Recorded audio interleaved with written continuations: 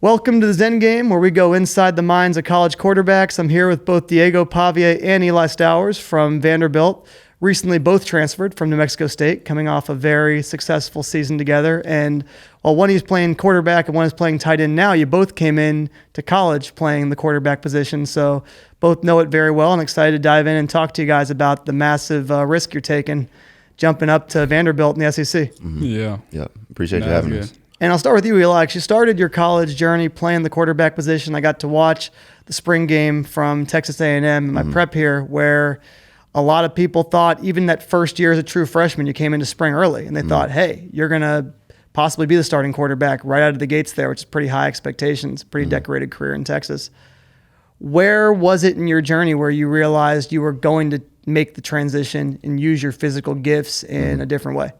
Yeah, so the story at A&M was, I came out of high school a pretty highly rated quarterback, and that was a blessing just to be able to go through that experience. But, I got to A&M, started having some shoulder problems, and I could never throw the same as I could when I was a recruit. I was having wear and tear in my shoulder, and then so that spring was pretty rough. The first spring at A&M was pretty rough for me. So I actually decided to make the transition to kind of like do some slot hybrid receiver stuff that season. My freshman season, I still was kind of doing some quarterback stuff too. During fall camp, I tore my labrum in my throwing shoulder. So I got surgery on it, tried to go back to quarterback. That missed that whole season, pretty much medically redshirted my second season. And then, after those first 2 years, it was rough. Like I was just like, I need to try and start somewhere else. And so I was blessed enough to my dad played at New Mexico State, played safety there. And so I had, kind of had a connection there, and that's how I got there. And I was still playing quarterback there. And, it was towards like fall camp when I came to the conclusion. I was just like, I think God's showing me like I could just never get back to it. And I think God's showing me like, you need to go another way. So I went to Coach Beck, and it was like right before the season started. It was like, hey, I'm open to, just help the team, and you can use me anywhere. So that's how I started getting into that. So, and you're blessed with all those physical gifts where you had the ability to play another position. Not everyone. Diego, if quarterback stopped working out for you, it'd be tough. No. The other day I was rounding up some of the guys, though. All right, nah. I wasn't? No. Nah, I really was. I swear. Yeah, no, probably it would. It would be maybe unless you kick or you punt. I don't know how those tools are in the toolbox, but thankfully quarterback has worked out thus far up to this point. Just coming off being Conference USA Player of the Year, so Offensive Player of the Year, which is a heck of an accomplishment, and probably one you never thought that would happen. On the opposite end, you start your career as a walk-on at community college. Yeah, no, we out of high school I had like Division II offers. UNM never like really gave me a real shot. New Mexico State, they were terrible, never gave me a shot. And then so I was like, I'm gonna go to junior college. Walked on, no scholarship. I remember my mom paid $427 exactly. And I was like, all right, this is the last time you're ever gonna pay for me. And so went out there. True story. I was playing tight end. Out there using like takes me tight end, quarterback, running back, receiver, playing everything like under the sun. And then one day, and I was better than these other guys, but they just had more hype than me. And so they put me in at quarterback. I'm doing good. They're like, you know what? It was going into the starting week. They're like, you're third string. I'm like, how am I third string? You know what I mean? I was third string on this team. And before that, I earned a scholarship, though, but I was third string. They were going to use me all over the place. First string quarterback's been messing up all week. Second stringer goes in. He messes up. They put me in. I go in and I ball. First game, we go down, we score. We're up like 10-7. And then they come back, and me and this kid are switching off drives, and they would never score with him. And then I finally just took over. Second year, we won the Natty. Coach Kill, I remember the phone call. Coach Kill called me. He was like, he has this weird voice. He's like, "Hey son, give me a call back when you can." And he left it on voicemail. So I pulled over. I thought they were gonna offer me right then and there. Actually, before the Natty game, they offered the kid on the other team, No way, the other quarterback. And so I was like, damn, like I can't catch a break, Anyway, go up, have like 194 passing, like 50 rushing, 3 touchdowns, have a good day. Our running back was really good. So they had like USC offered him, Nebraska offered him. So everyone was watching that game, had a good game. Ended up getting a call 2 days later when I was back home working out. Called Coach Kill back.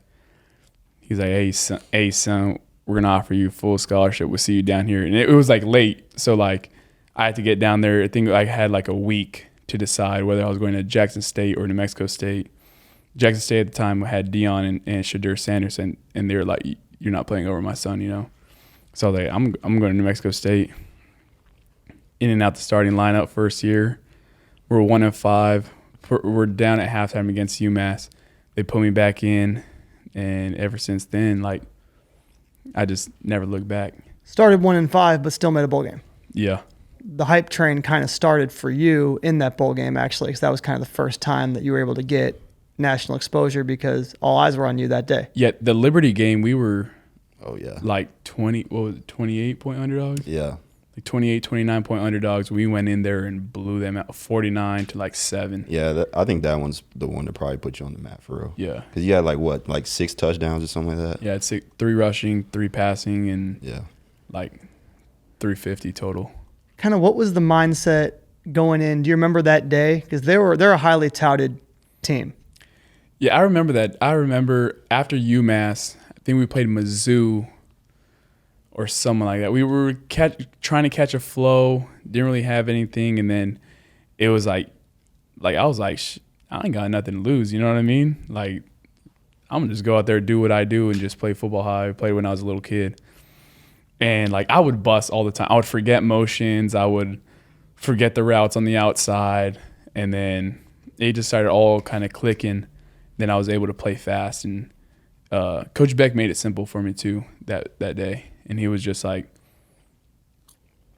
run it deep. If no one's open, just take off. And so that's what I did. Was it kind of being such a massive underdog that kind of let everybody kind of let all of the structure go to a degree and just say, hey, like, if we're going to win this game, you got to go do what you're going to go do best? Yeah.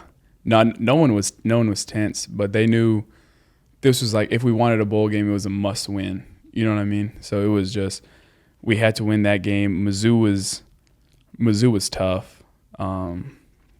If we would have caught a few balls in the first quarter against Mizzou, but Liberty, we had them off the rip.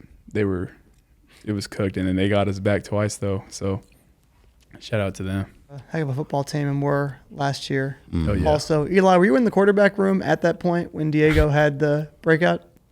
Oh no, that was the year before I got there. Right, so when they beat Liberty, that was the year before I got there. But I had heard about it, known about it. So you were watching because your father had the connection, and there was always kind of New Mexico State was always something that was in the blood, and you knew that if it hadn't been for having an opportunity to play at a place like Texas A&M, you probably would have gone there right away.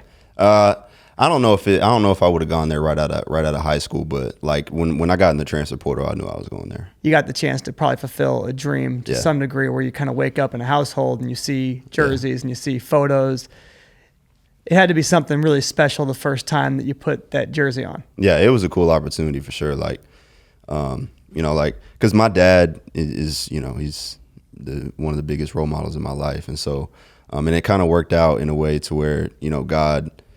He offered me that opportunity, but it was also like the best best place for me to be in regardless. Like, because Coach Kill and Coach Beck, like, I'll stand by this. Like, they're some of the realest and like, trustworthy coaches in the college football game. Like there's a lot of coaches out there, you'll hear stuff and they don't mean it at all. And from day one, as soon as I got a call from Coach Kill, he was, I could tell he was about everything he was saying.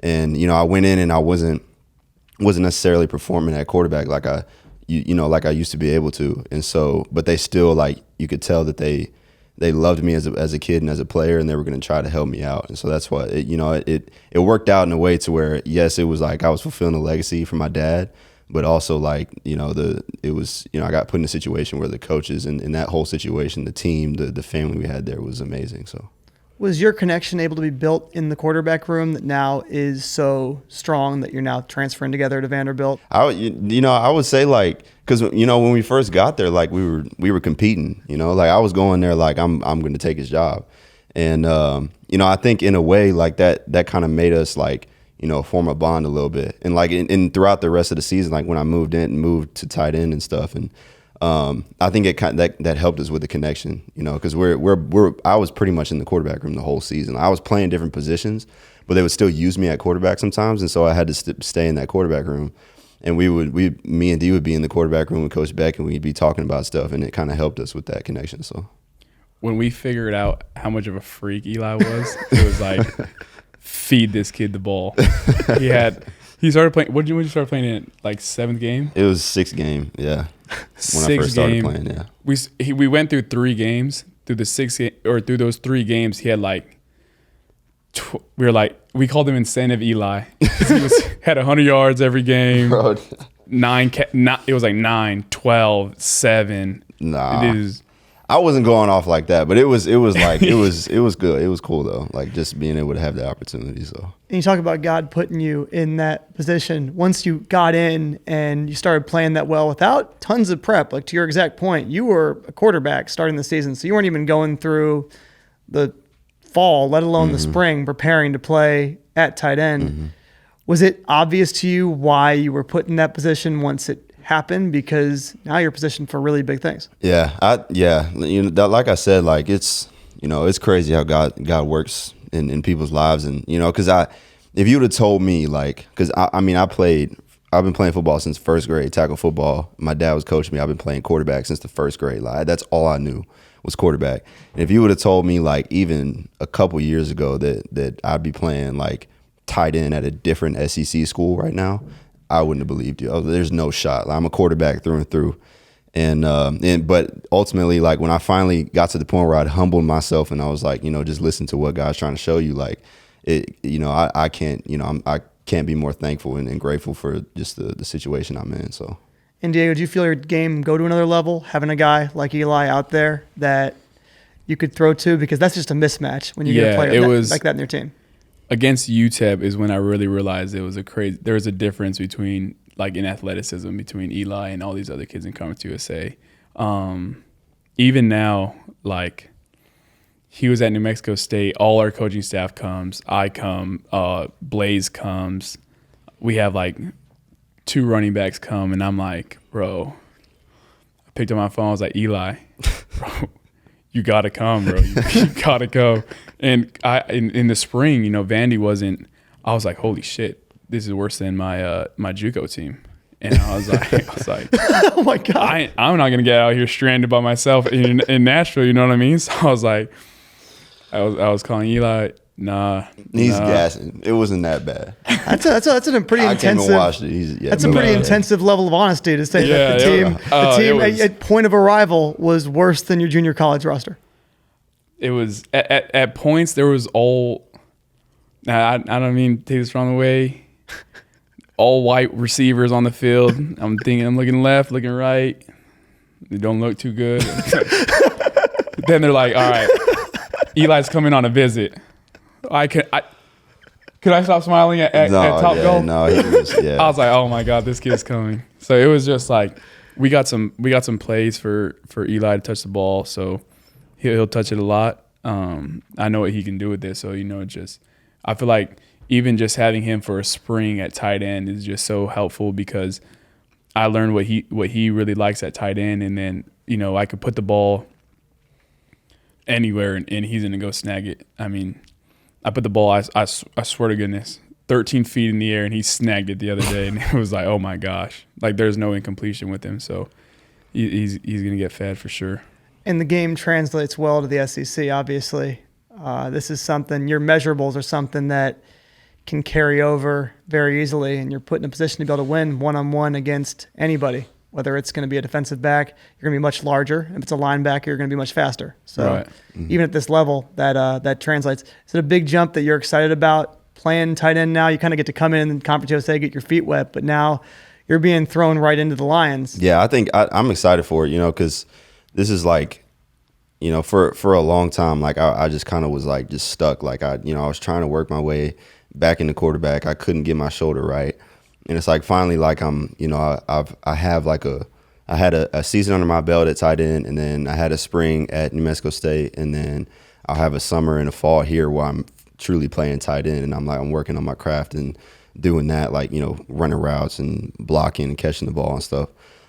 So yeah, I'm excited about, you know, what the potential of this year could be. You know, God can only tell what's going to happen, but I'm definitely excited about it. So asking two questions that are related. I'll start with the first. What's the number one thing you feel like being a quarterback first has helped you be a better tight end / receiver? I mean, there's a few things, but, you know, one of the biggest ones is like just being able to read defenses, because you at quarterback, that's all you do. I mean, you have to be able to read a defense, or you're not going to be successful. And so it kind of and it helps, like, having chemistry with the quarterback, being a former quarterback, because we both kind of see the same thing. So, you know, when I'm running the route, like, you know, if I see something and there's a hole I got to idle down in, or if I recognize a coverage or something like that, you know, whether we have an option route or something, it's easier for me to see what's going on at tight end, to where, you know, if I had been playing that position my whole life, maybe I could have, but, you know, when you're reading defenses at quarterback, you see things at a lot faster. So when you got on campus in New Mexico State, you're competing with Diego, things that maybe you looked at in the game, you're like, man, how is he pulling this stuff off? Like, how is he making these type of passes? And then when you're actually on the field as a tight end, it was able to help you understand, like, man, if I just get open, the ball's going to get chucked up, and I'll probably be able to come down with it. Yeah. That's one of the first things I realized when I got to New Mexico State, like, because keep in mind, like I said, like I was like, I'm still quarterback through and through. You know, in my head, I was kind of, you know, thinking, like, kind of nervous because I knew, like, my shoulder wasn't right, but I was still thinking I was quarterback.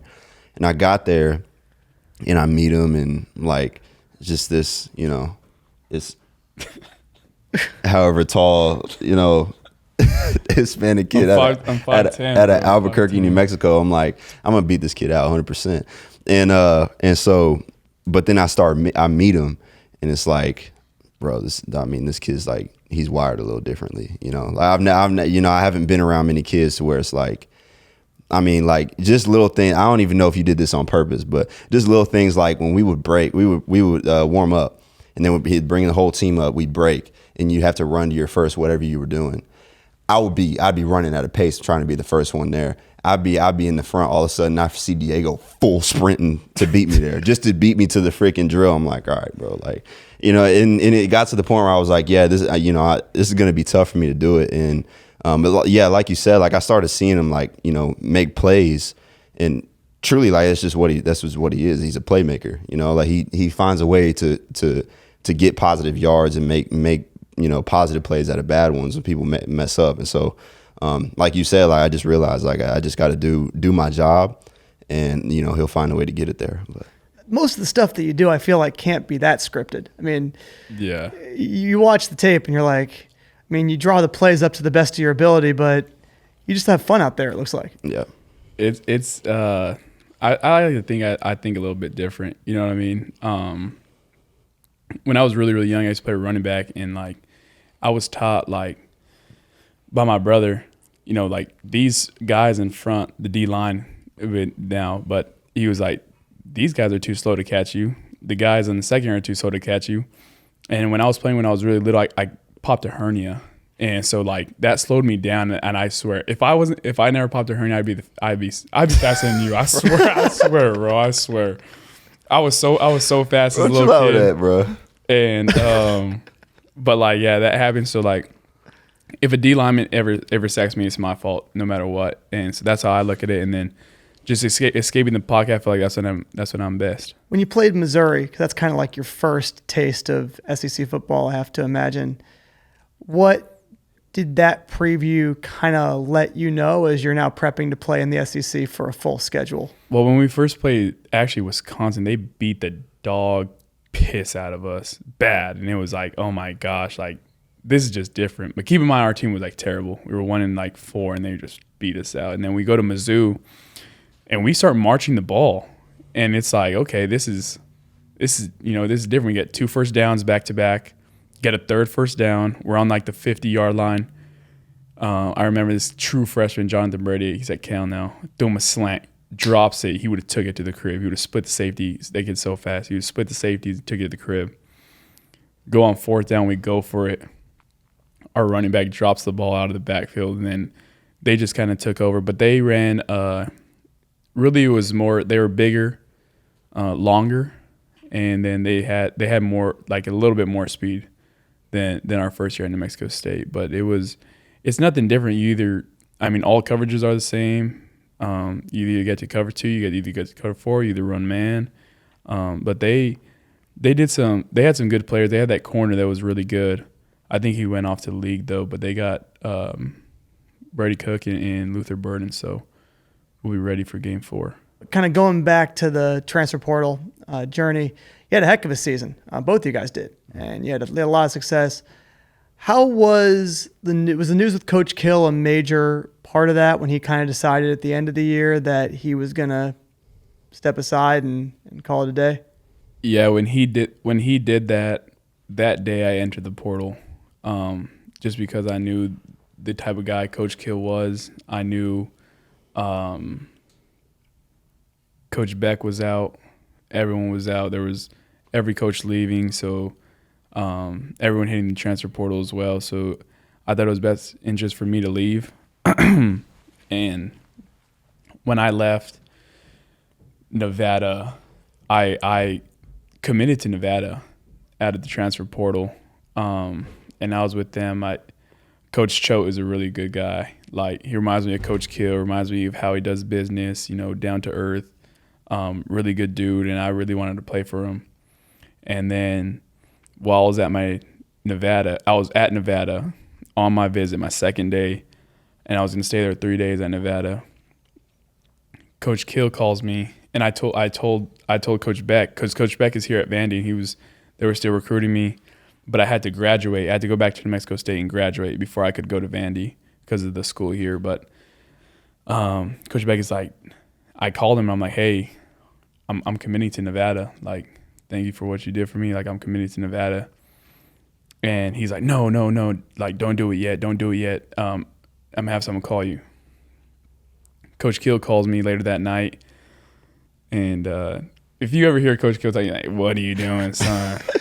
And so he's like, what is this about you committing to Nevada, son? And I was just like, hey, Coach, like, I think it's the best thing for me. Like, I'm committed. And he's like, no, I already been telling all the coaches, like, you're going to Vandy. And he's like, I just signed today. Like, I'm going to be there as basically the head coach of the offense. Like, come on. And I was like, shh. I looked at my brother, I looked back, and I was like, all right, I'm in. So I had to go back the next day, because I already committed to Nevada. I told Coach Choate, like, hey, I'm committed. So I had to go back the next day and be like, look, I have to rethink my decision. I'm going to go home and I'm going to think about it. But I already knew where I was going, but it was really Coach Kill that took the icing on the cake for me. Right. How was that decision-making process to know, man, I'm taking the biggest risk with the highest reward if I can pull it off, but the biggest risk that you could possibly take? I mean, Vegas has got you guys at 2.5 wins this year, which I've never mentioned Vegas odds in a show ever in my entire run doing podcasts about college sports, but I just think it properly speaks to where they're handicapping you guys right now coming into this year. I'm a big high risk guy. That's the type of guy I am. Yeah.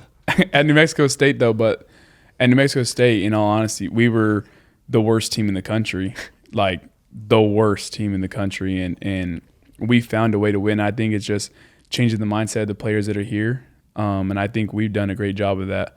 I think we're a really good team right now. Like, we got a really solid defense. Coach Lee runs a really good defense. Our offensive weapons are like through the roof. I mean, we got it, and our O-line is Coach K. Coach K is the truth. Our O-line coach, he is the truth. Like, hands. He was with Colin Kaepernick in Nevada. He was with Lamar Jackson at Louisville. So just having him is just awesome. Like, I mean, he brings the fire. we're going to be really good. And I like that they have us at 2.5. You know, there's going to be a lot of people who bet the over who make money.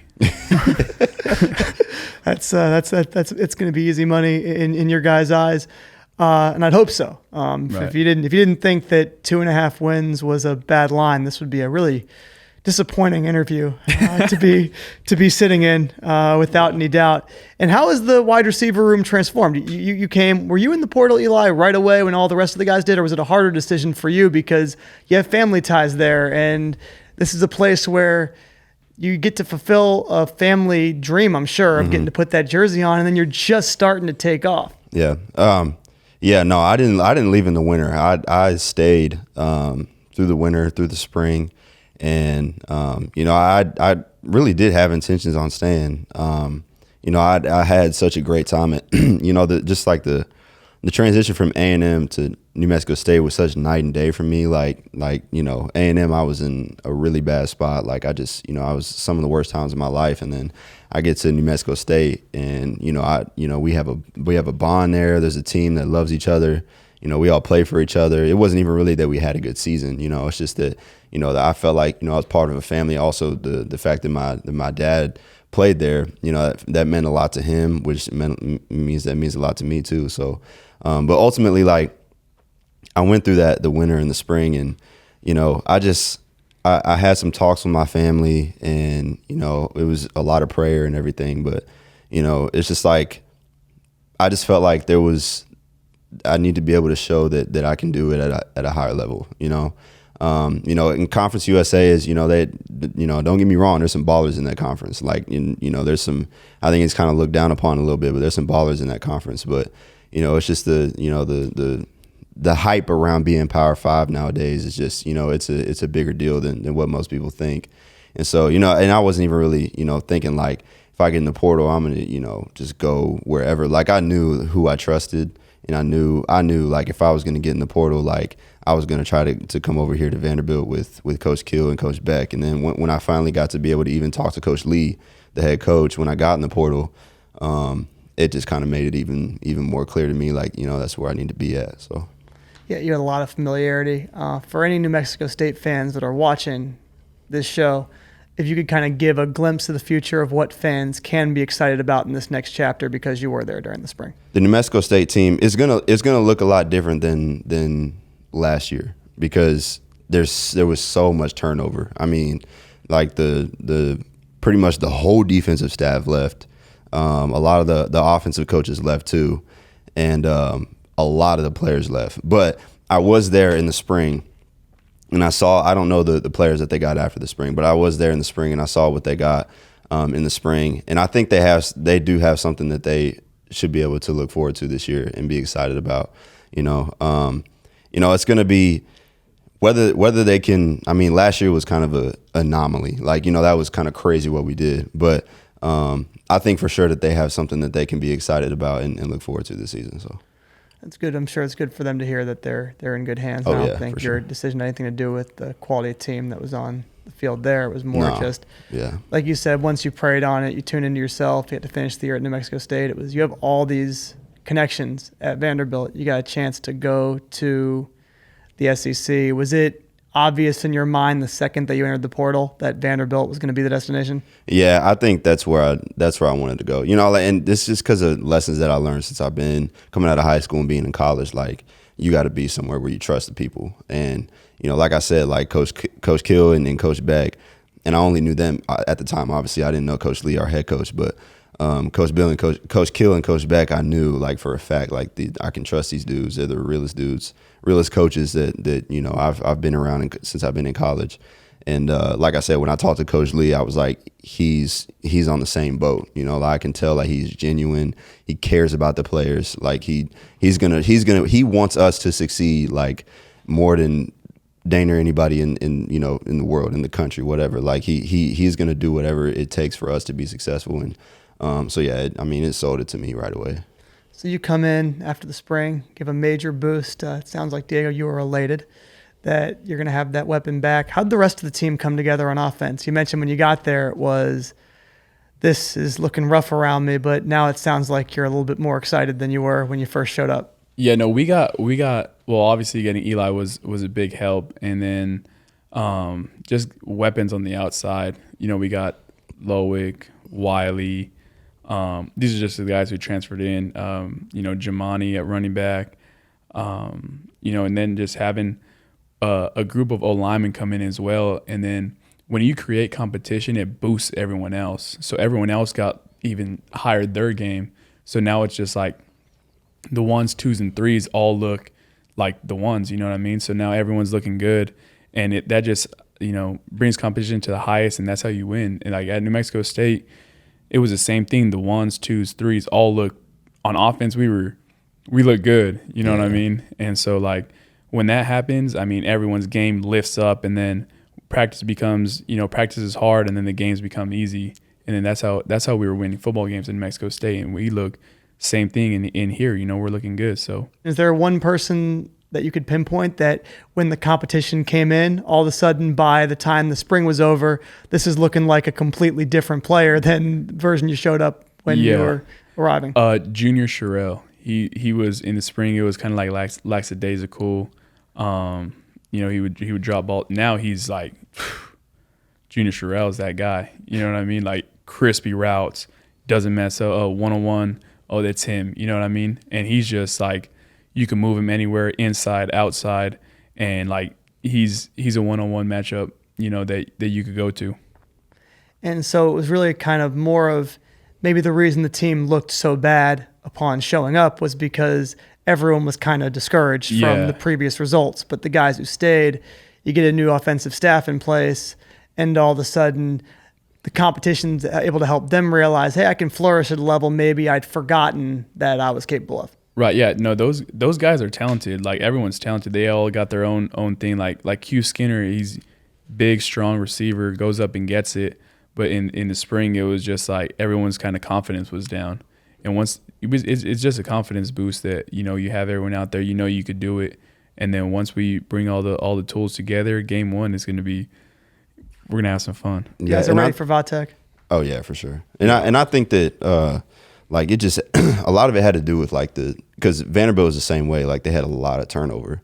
Like they had a lot of guys leave, new coaching staff coming in on the offense. Like obviously I wasn't here in the spring, but I've watched film on it, and I did see the spring game when I took my visit here, and you know, I think it was something that like you're gonna have some growing pains like when you get a lot of new people in here. And, you know, it's a new offense. Like, you got to build chemistry with everybody. You got to, you know, feel each other out, figure everything out, you know. And now we're getting to the point where it's like everybody's a lot more comfortable with each other, a lot more comfortable with the offense. And I'm just talking from an offensive standpoint, even on the defense, you know, we got some new kids too. So, yeah, you know, I'm excited about this year. Like, you know, like I said, you know, only God can tell, but, you know, I think there's definitely a potential for this year to be something special. So the spring game was so bad. They were taking kids late to the spring game so they would have to watch it. We actually looked good the spring game though. Yeah, the spring game was good. The practices, yeah. Yeah, it was. That was crazy. It was a tough. That's some good recruiting though. Good recruiting. Was that one of the reasons the recruiting was good? Was because the practices were so bad that kids who were coming and taking visits I'm gonna play. Yeah. It was like plug in, play, let's get busy, you know. So that's what a lot of guys have the mentality of right now too. That like they're gonna come in, they're gonna play. So that's what we like. It helps some people say, wow, competition's wide open. And one thing you get every week at Vanderbilt is you're going to go up against an SEC opponent in one-on-one matchups during the regular season. So right.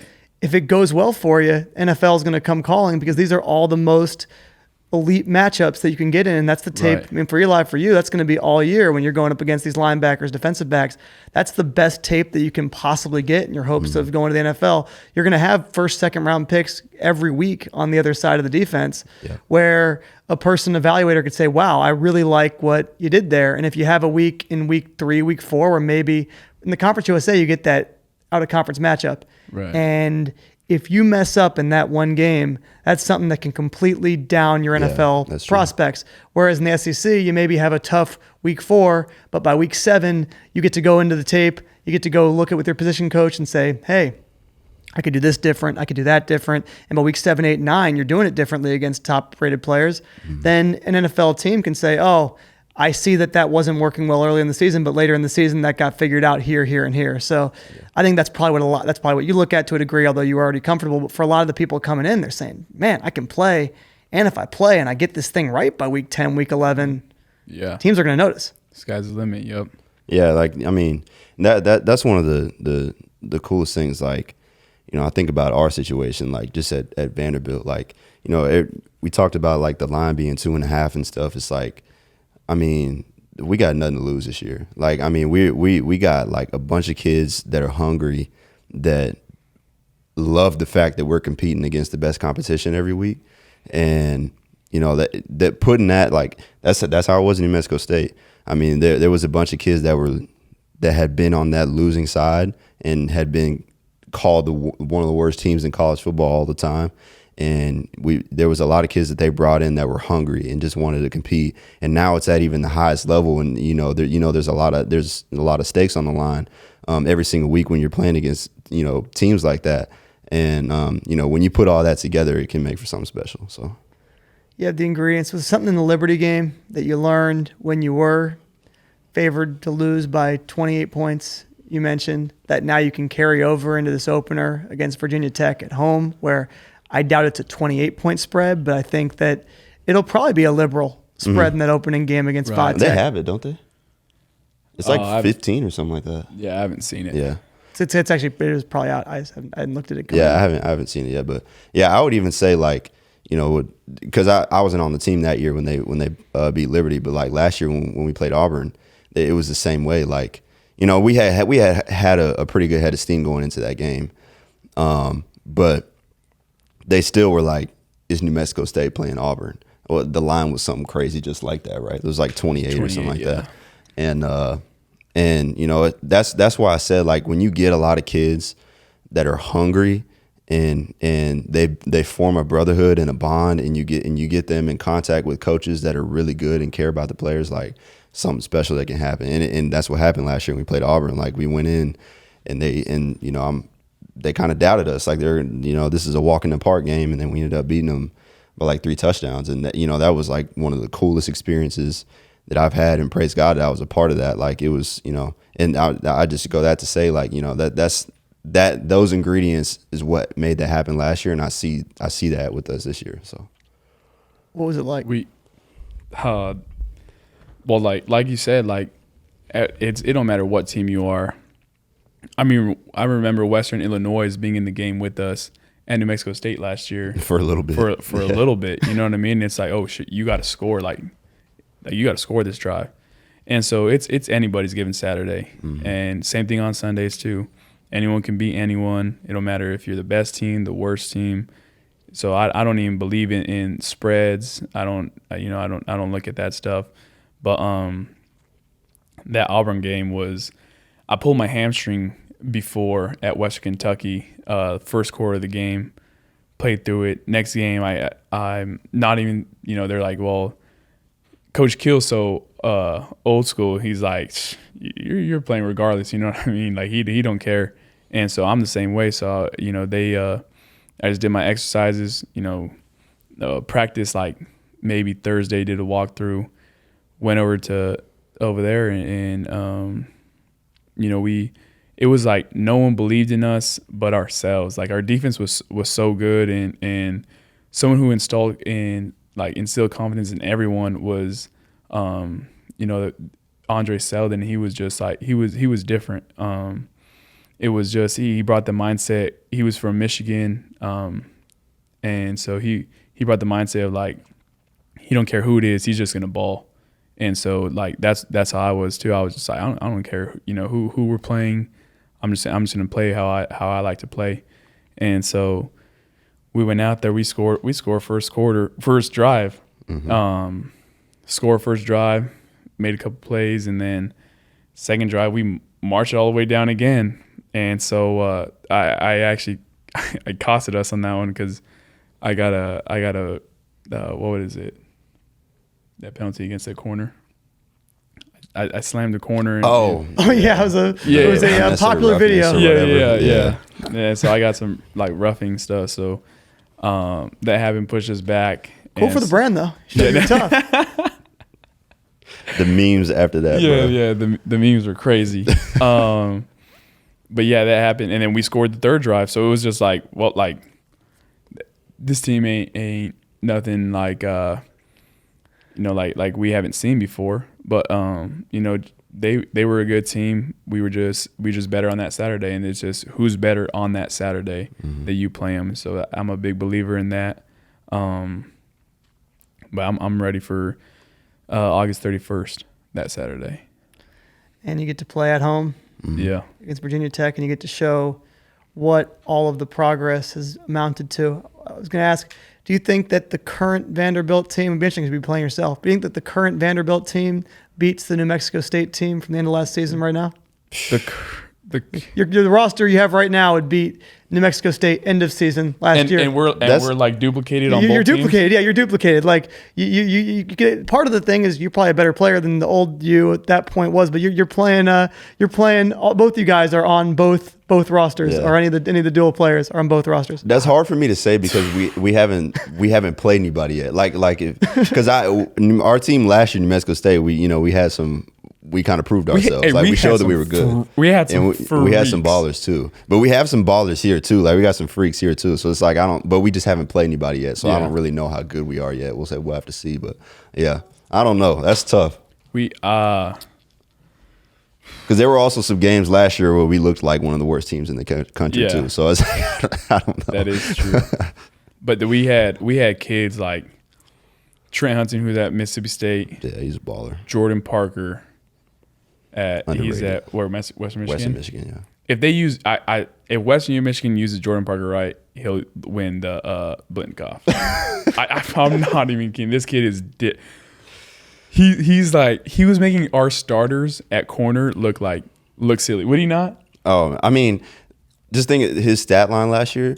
He was it was some weird stuff going on. I don't want to get into all that, but he didn't play as much as he probably should have. And his stat line, he had 8 catches? Six catches for 240 yards in four touchdowns? 4 touchdowns. 4 touchdowns. He averaged 47 yards a catch. It was unbelievable the stuff he would do. But he averaged almost a touchdown a catch too. He's a baller.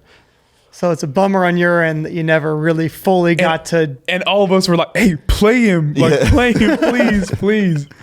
But every time he got in, touchdown. Yeah. No, if you played him man to man, that. All right, that's my man beater. You know what I mean? So he would fly. He would get 0 to 100 so quick, and it was just all right, throw the ball. I remember we were just on a Saturday night, put on the lights and. He was like, do a 3-step drop, and I'm just going to take off running as fast as I can and see if you could outbeat me with the ball. And I swear I threw this ball as far as I could. This is when my shoulder was hurting a little bit, though. Threw the ball as far as I could. He ran under it, and it was behind him still. I was like, whoa. This kid is fast. And so ever since then, it was all right, yeah, that kid's getting the ball. Yeah. No one got to fully see it, it sounds like, either. It sounds like no one got the full experience because and that's what was things. That's what was so crazy about our team last year. Was our twos. Our twos were good, really good, and could start in a lot of play. That's what I'm saying. Every and it's 100%. I get it. Why SEC and Big Ten they're all hyped up, but there are ballers at every level, and it's just like last year the fact that we got that team together in Las Cruces, New Mexico, you've probably never been there, and there's probably a lot of people. I've never been to New Mexico. I'd love to make it out. Yeah, but when you hear about Las Cruces, New Mexico, it's how in the world did they put this team together here? The facilities are it's just they're kind of ran down. They don't have the money at New Mexico State, but yeah, it's crazy. Coach Kill is different. Yeah, I don't know how he assembled that team at New Mexico State. I don't know how he did it, but he assembled a great a legendary football team. And that's what I'm saying this year, the potential. I mean, because we got guys like Coach Kill and Coach Beck and Coach Lee that are leading us like that. And it's I don't know. When we put that stuff together last year, stuff crazy happened. And could it be that? It definitely could be that this year. It's just kind of on us to get it done. And you don't want to pat yourself on the back before it happens either. No. Because you have a month of work to do before you get to put that finished product out there. It's crazy to talk about having this team in New Mexico. In your case, Diego, you were right in the backyard. Right. And you had both of the main schools in New Mexico not even give you a look. No, I know. What's crazy about it being in my backyard, it's like 3 hours. It's like 3 hours and a half away from home, like 3 hours. And so my whole family would come down. You hear all of them. You'll hear my brother for sure in the stands. But they just like to, they love football. I remember the first game when we lost to UMass, like, it was like, yo, what are you doing? You know what I mean? Because I blame the UMass game on me. I blame the UMass game on me. But they were just like, what are you doing, bro? And it was just like, they were like disappointed in me. And then ever since then, it was like, I hate that feeling of losing and being on a losing team. It's just the worst. That's the worst feeling like ever. It's just being on a losing team, and I won't go through that again. That's got to help you though. Like having had that experience up until that Liberty game you talk about, where you got to experience once. I mean, you come from junior college to New Mexico State. It's a big step up. Even winning a national championship is a big step up. I remember when I watched Jake Retzloff's highlights to prepare for his interview. Like you could see, like he stepped up from JUCO to BYU, and like he was cooking JUCO, and then he goes to BYU his first start. This game is outrageously improved, yet they lose. You could just tell he's doing everything better, but the level of competition was just so much steeper. Yep. So you make that big leap. That's going to be a bigger leap than even New Mexico State to Vanderbilt will be. It's just outrageously large. Yep. And so you go there and you probably were overthinking it to a degree. It was probably the first time that you were probably trying to go executing all these plays, and you competed in practice against guys that your teammates were better than anyone on the opposing team probably all year. So I have to imagine that this year you're going to do a little bit less of that when you get out there that first game against Spot Tech. Yeah. I mean, I'm a vet now. It's like I like to think about it, but those games were just I don't know why they were. Maybe it's because they were week 0 games and it was the first game on TV. You know, everyone's coming out to it. But like here, I feel comfortable. Coach, I know what Coach Beck's calling. I know the players I have around me. I know Coach Kill. I know what they expect of me. They know I'm gonna dance around the backfield. They know I'm gonna change the play sometimes. You know, they know it all already. So it's just like it's just going and playing like freedom and just doing what I do. They've got comfortability, and you've got comfortability, and other guys are learning it that whatever the play call is, it might not wind up that way. Yeah. I mean, that's how every play in football is, you know. But he'll find a way to make it that play for sure. Every play. Eli, one time, we were in the huddle because he was playing tight end, and he comes in the huddle, and they give me, you know, we do number signs, so whatever it was, let's just say it was like 140 on the wrist card. Look at the play, I'm like, dang, that shit ain't gonna work. You know what I mean? Call another play. Eli looks over, he's like, because he has a wrist card too. I'm still playing quarterback. Yeah, he's still playing quarterback. So he's like, I'm like, he calls a play. I'm like, D, that's not the play. Yeah, he's like, that's not the play. And I was like, hey, we break the huddle, go run the play. It works, and we just go on the next play. And Coach Beck he's gotten to a level of comfortability there. Yeah, well, he'll come to the sideline though and still be like, hey, don't let that play not work, or he's getting chewed out. That play don't work. I'm kind of screwed. But they asked you to come here. Yeah. That's the high risk stuff. That's the high risk stuff. Everyone's doing it. They know. They know that's what it's going to take for Vanderbilt to win games in the SEC. It's going to take someone like you, who just doesn't overthink it, because otherwise you'll get too caught up in your head about all the reasons why you can't beat a team like Auburn, which you did at New Mexico State. Right. No, it's at the end of the day, football's a simple game. I mean, just if there's too many in the box, you got to throw it. If there's not enough in the box, you got to run it. And that's how Coach Kill kind of simplified it for me my first year.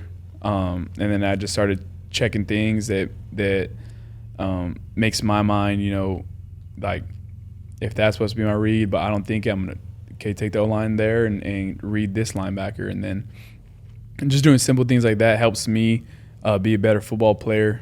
And then when things work, it's like, okay, they trust me now. You know what I mean? Like the players trust me. They're getting the ball.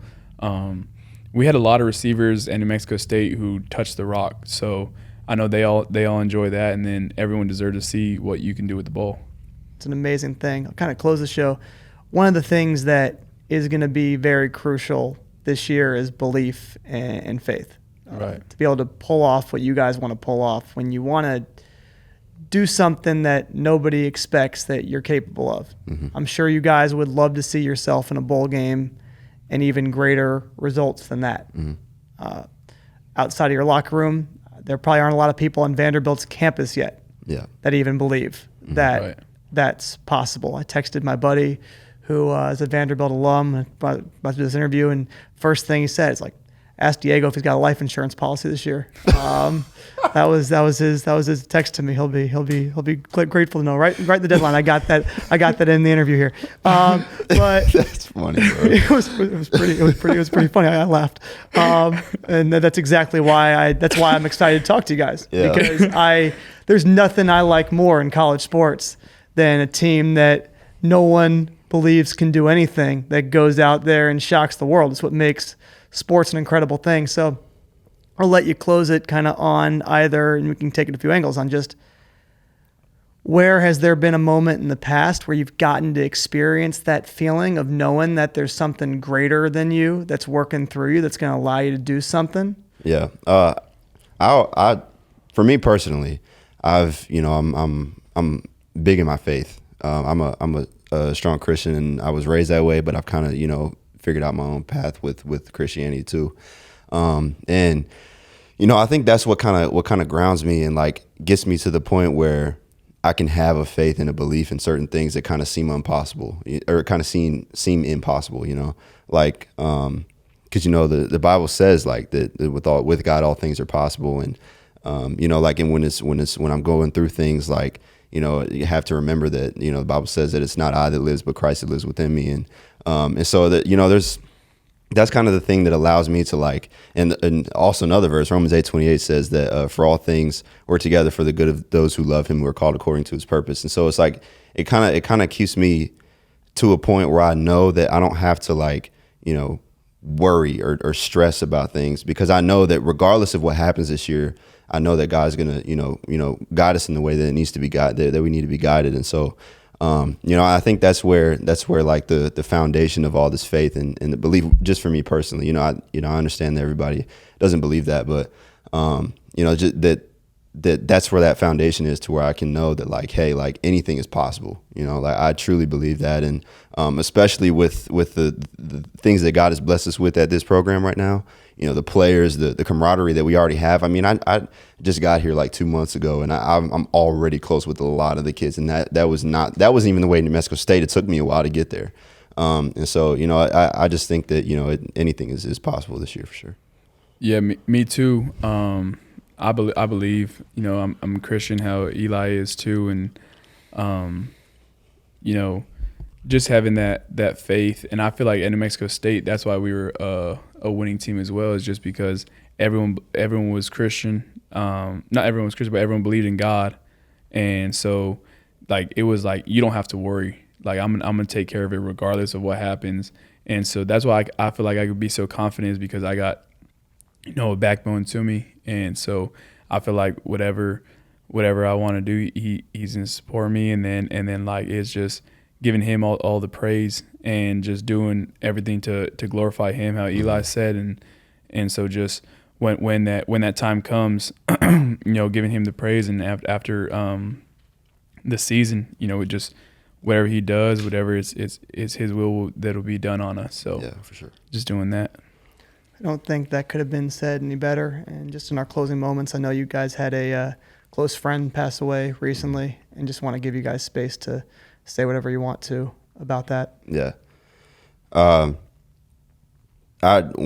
just want to kind of just talk about Selden a little bit, and Diego will agree with everything I'm saying, but we just talked about him today with Coach Kill, and when I tell you, like, Selden he was another one of those kids kind of in the same boat as Diego. He had a little more hype coming out of high school. Obviously, he went to Michigan. He's from Michigan, but he was one of those kids. A lot of people doubted him because he wasn't the ideal prototype. Like he wasn't this, these big corners that they love nowadays. There's 6'1", 6'2", or whatever. He was a shorter kid that a lot of people kind of doubted. And when I tell you that kid worked his absolute tail off, like I'm telling you, like I've never, like I've been around a lot of people that love football, and he is up there, like with the best of them, like, and he worked his tail off. He studied film like no other. Like we just talked about earlier today, like he was, before the season last year, before we had even got to camp, he had watched every single receiver he was about to go up against, and had studied what they were going to do. And like he was a great kid, a great leader. He was a captain of the team, it broke my heart, to hear that something like that happened. And, but one thing that I've been mentioning that's kind of helped me through it in a way is like, he's right before the end of the season last year, he decided to give his life to Christ and got baptized. And for me as a Christian, that's one of the greatest things, one of the coolest things that happened in his life, and I'm so thankful that God allowed that to happen, because now I have faith that he's with Jesus now, and so it's just that broke my heart. But like I just want people to understand, like, that he's leaving a legacy. People may not even know much about him, but he's leaving a legacy that should be known by people for sure. Yeah, like Eli said, I'm getting chills just thinking of Andre Selly, but that kid was different. He was wired different. Yeah. They had some of the corners, they had a thing called Breakfast Club, and I was someone who always was going to outwork everyone, no matter who was there, no matter it be Kobe, and I would go outwork him, you know what I mean? So I would show up early, and he was there no matter what, every single day. Some people would take days off. He was there every single day, and it was just like, that's how I formed a connection with Mamba, because he was just someone who would go to work no matter who was looking, who was watching. He kind of, like, when I went back home, I lived 3 hours away from Las Cruces. I went back home. He stayed in Las Cruces. Coaches made me feel bad because Selden was there watching film no time. Like, dang, I got to catch up to him. You know what I mean? I like this kid's different. And then game time comes, I'm playing bad, and he's the first game I'm playing bad. He's doing good. He's just lifting me up, and it was just someone who I could lean on, and just his character. It was like he never had a bad day. You know what I mean? He was just always great kid, great everything, great player, and I just can't say nothing. Like, everyone just gravitated to him. Mm-hmm. Just the player he was. Coach Kill loved, and I was like Coach Kill's son. You know what I mean? Coach Kill is close with Coach Harbaugh at Michigan, but now with the Chargers, and he was like take this kid. And me and him were on the same thing. He was not under recruited, but out of the portal, he didn't have too much.